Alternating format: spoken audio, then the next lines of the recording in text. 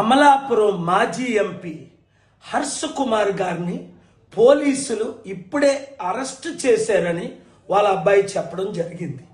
అది నిజమైతే చాలా షాకింగ్. ఒక టీవీ ఛానల్లో కూడా నేను చూశాను. తక్షణమే హర్ష్ కుమార్ గారు ఎక్కడుంటే అక్కడ నుండి ఆయన్ని విడిపించాలి. ఆయన ఏం చెప్పారు?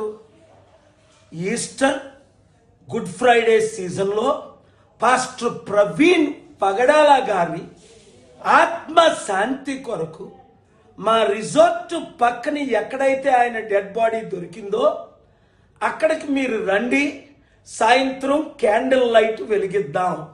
తప్ప పోస్ట్ మార్టం చేసిన రోజుని రిపోర్టు రిలీజ్ చేయకుండా పోలీసులు నాకు ప్రామిస్ చేసి అందరికీ ప్రేయర్ ద్వారా పంపిద్దామని చెప్తే కనీసం ప్రవీణ్ పగడాల అంత్యక్రియలు కూడా ఆయన ముఖం కూడా చూడనివ్వకుండా వేల మంది పాస్టర్లను అడ్డుకొని లాఠీ చార్జీలు నా కళ్ళ ముందే చేసి ఆ డెడ్ బాడీని తీసుకొచ్చారు. పోన్లే శాంతిగా ఉండాలని నేనే హెల్ప్ చేశాను.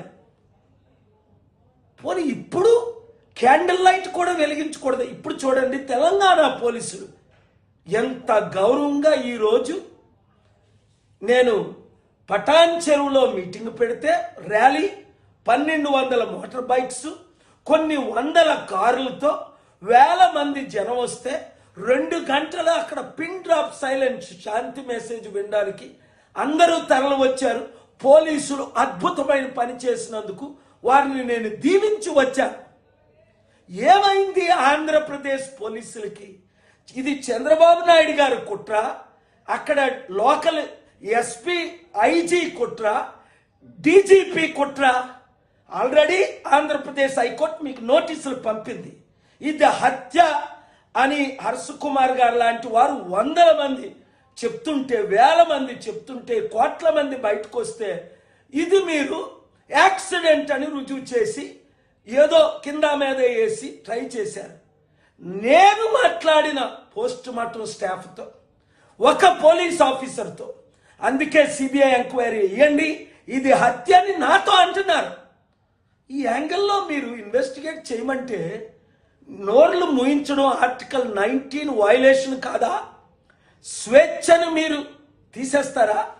ప్రశ్నించొద్దు అంటే కోట్ల మంది ప్రశ్నిస్తారు. తక్షణమే హర్ష్ కుమార్ గారిని రిలీజ్ చేయండి, లేదా నేను అర్జెంట్ ప్లాన్లో ఉండి బయలుదేరి రావాల్సి ఉంటుంది. God bless you. Share this video.